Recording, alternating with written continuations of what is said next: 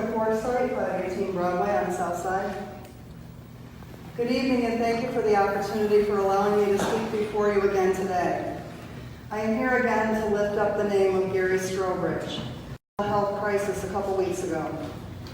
As I stated the last time I was here, there was a crisis call to which the Elmira Police Department responded and from which Gary never returned.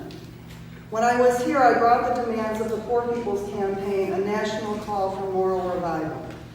We demanded that there be transparency, open communication, and accountability in this investigation. We also asked for a change in how mental health calls are handled in our region. And at that time, I had said we'd be watching.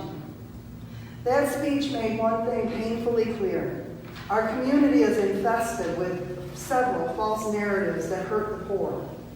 There are folks who believe that if you hit a police officer, you deserve what you get coming.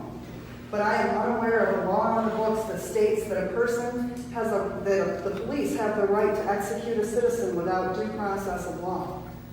There were some who believed that since they've never had a problem encounter with the police, that must mean that it was Gary's fault.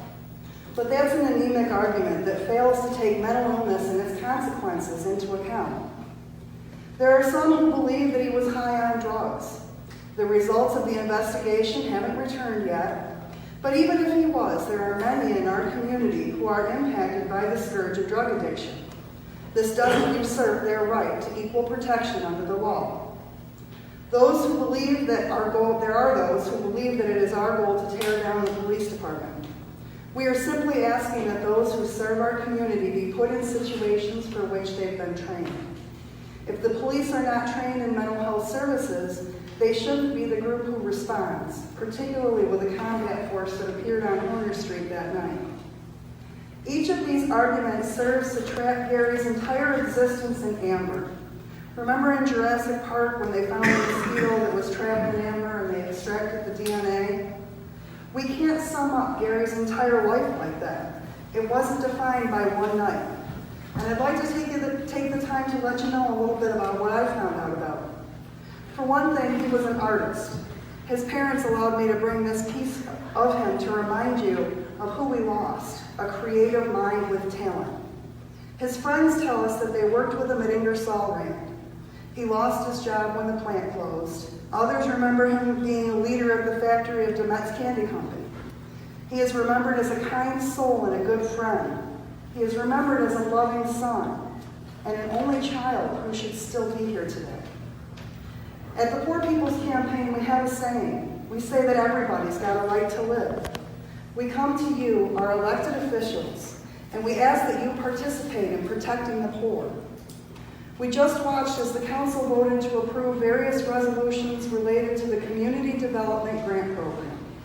According to the city's website, that program intends to provide residents with a high quality of life in neighborhoods which are safe, clean, and friendly. We ask that those benefits be distributed among all the residents of the city of Elmira, regardless of race, color, religion, sex, national origin, familial status, or disability status, and that includes the disability of having a mental illness. Please remember that the 9.9 million poor and low-wealth New Yorkers fight interlocking injustices of systemic racism, poverty, militarism, and ecological devastation every day. Every day these injustices get wrapped in false moral narratives and justifications, just like Gary's story has been. We're building a moral fusion coalition to stand against these evils, just like this one. The silence from the administration has been deafening. We won't allow Gary's memory to get swept under the rug. To quote the great Reverend Dr. Martin Luther King Jr., the time is always right to do what is right. Ultimately, a great nation is a compassionate nation. No individual or nation can be great if it does not have a concern for the least of these.